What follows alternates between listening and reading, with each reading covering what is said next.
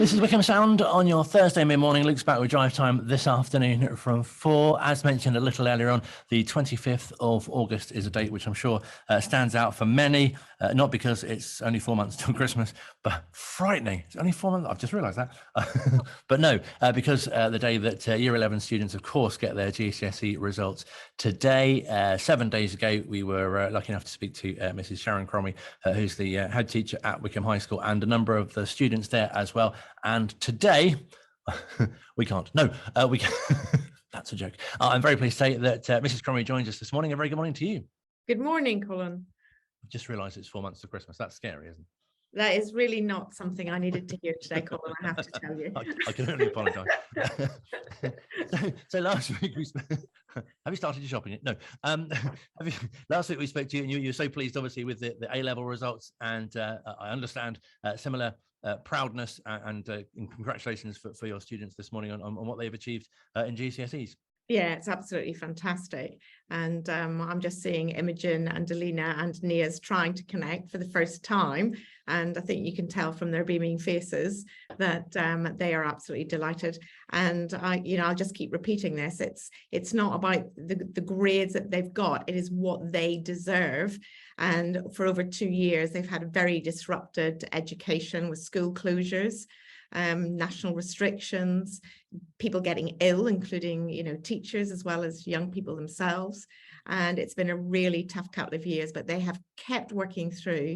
They've persevered and they have got fantastic grades today that they deserve, and reflect who they are as people and the great attributes they have. So we could not be prouder of them, and I just think it's fantastic. It's really something that can't be understated, isn't it? Because as we touched on last week as well, you hear in the media about how, students are being told this year some of the subjects or given sort of hints, and it'll be made easier for them. And of course, previous years, they haven't had the exams at all. It must put extra pressure on them. And as we touched on, the sort of the resilience that the students have and how they've coped with what's been thrown at them. Yeah, absolutely. And of course, there are many schools across England that have had significant school closures, lack of staffing, the inability of young people to use IT or have access to IT. So in the face of a global pandemic, adjustments do have to be made. And that does not mean these examinations are easier by any stretch of the imagination. Our students have worked really hard. They've completed the entire specification for every subject they've done. They have undergone internal assessments in school, and they have shown consistently, week by week, day by day, that they are on top of all of this and that they know what they're doing, and they have really, really risen to the challenge. And that's all very important, because it does mean they will go into their A-levels knowing what they need to know without those gaps, and we just couldn't be prouder. And I defy any adult who sat their GCSEs or O-levels or A-levels many years ago to say that they could have done any better in the face of these most exceptional circumstances. They are a generation like no other, and they are just formidable and brilliant. It's a very good message. Terrible flashbacks to my own exams there. It would be fantastic to, of course, speak to some students. And as you mentioned, the ones that we'll be speaking to are smiling, which is fantastic. But to make this a lot harder if they were sort of sobbing and didn't quite know what to do. Imogen, first of all, congratulations to you. Tell us a bit about how your day has gone so far. So I woke up very early because I was like, 8 o'clock, I'm going to be looking on my email. And it was really slow. I got the PDF come in. And I was very grateful with my results. I did very well. And I emailed the school. I was like, just to check this is right. And my head of year got back immediately to say congratulations. So I've kind of been in shock for the last few hours, I would say, but very happy. That'll be the same with me. I seem to have done too well. Has there been an administrative error? Well, just want to double check. Did you feel quite confident going into it? Did you think, I've probably done quite well? Or did you feel you were a bit sort of, I'm not sure, it could have gone either way, really? Honestly, I really thought it could have gone either way. It's been very difficult because of COVID to really know how well we're doing.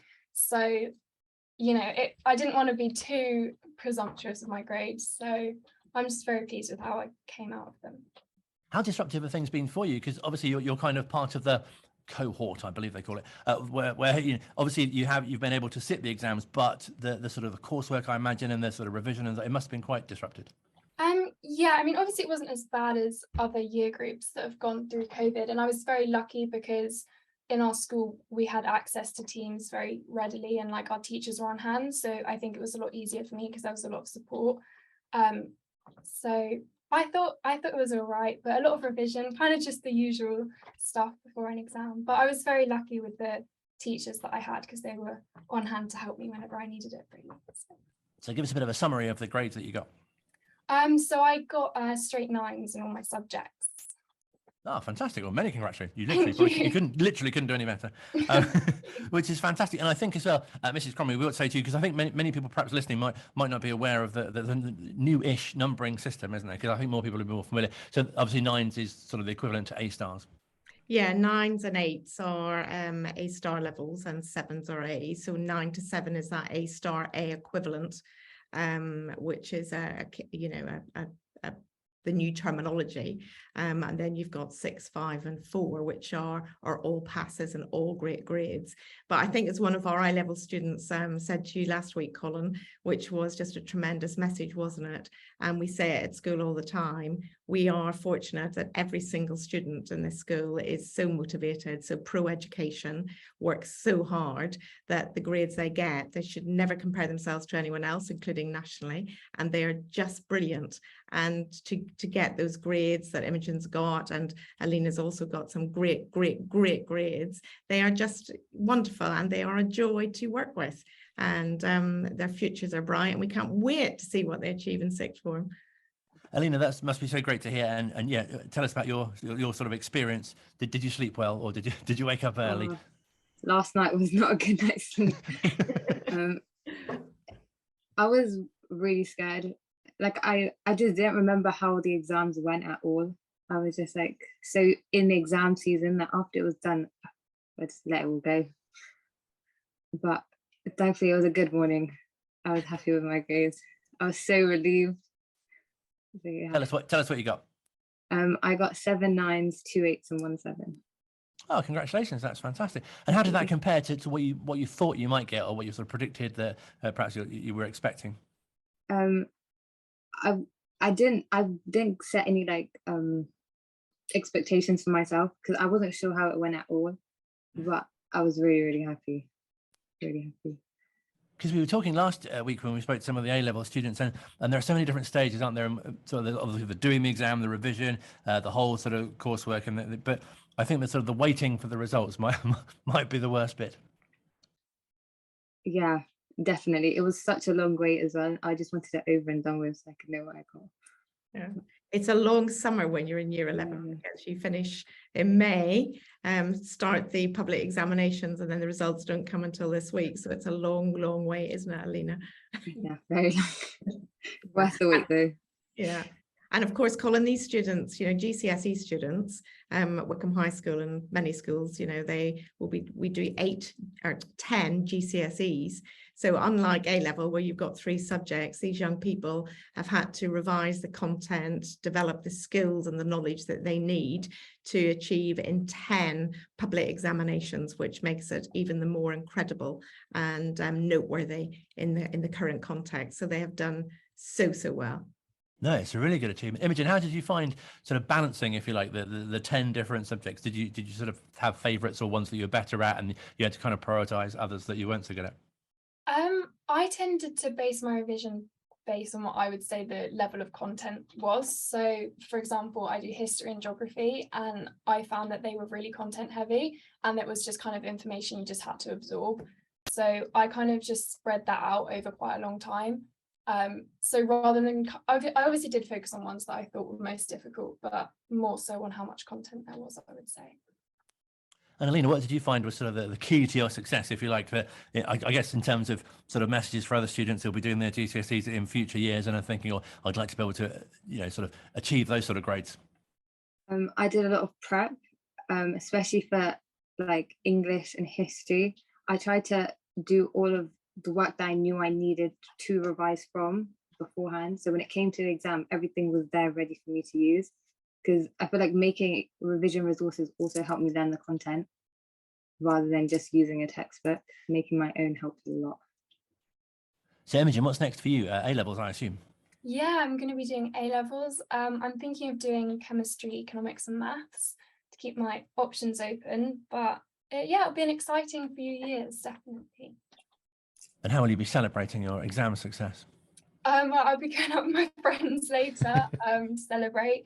So yeah, that kind of thing, really. And Alina, same for you. Were you A-levels next? Yeah, A-levels. I'm thinking of doing biology, chemistry, and English. And I'm debating the fourth, but I'm not sure yet. Oh, fantastic. Well, congratulations to you both. And Mrs. Cromie, I guess a message as well to other students who perhaps didn't get the results that they were hoping for, and I guess, not to be too disappointed with that. Yeah, indeed. Life rarely follows that linear path, and there can be curveballs for us all on many an occasion. And it's how you rise to the challenge that defines the person. And if that has happened to you, just consider other subjects, consider another route, and that will work out well for you. And talk to your teachers and the adults that are on hand with advice. And whilst it can feel difficult in the moment, there are many helplines, there are many trusted adults in schools who can help you navigate through what will feel very painful in the short term, but there will be a solution and there will be a way forward. And take comfort in that.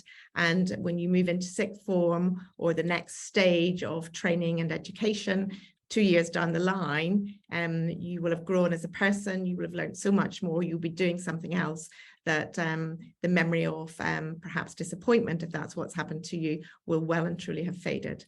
So there is much to look forward to, and life is a marathon, not a sprint. Yes, it's not too long till the marathon either. But also I think these students' grades and success is a great inspiration for other students coming up through the school as well, in that, as we touched on, that, hopefully they can achieve similar results themselves. Yes, absolutely. So I think the pandemic has demonstrated to every student and to every family what can be achieved in times of difficulty. You've heard Imogen and Alina both describe their organisational skills, that the effort they put in to taking their qualifications seriously and to structuring their revision, wanting to do well and being aspirational, and that has kept them going. And they've accessed all the resources and the support that was on help and at hand. And if this generation can do that through these extreme situation and a pandemic, then those coming behind can be indeed inspired by that and know that they too can do it in more normal circumstances. Well, it's been great to speak to you. Thank you so much indeed for your time, and to Imogen and Alina as well. Congratulations on your exam results, and enjoy the rest of your day. Thank you so much for speaking to us this morning. Yes, enjoy the celebration. You well and truly deserve it. And sorry that Nia couldn't join us. Yeah, no, she's still connecting to the audio. Thank you so much for your time. Thank you. Mrs. Sharon Cromie is the head teacher from Wycombe High, and Imogen and Alina speaking to us here at Wycombe Sound. Online, on Radio Player, and on 106.6 FM. This is Wycombe Sound.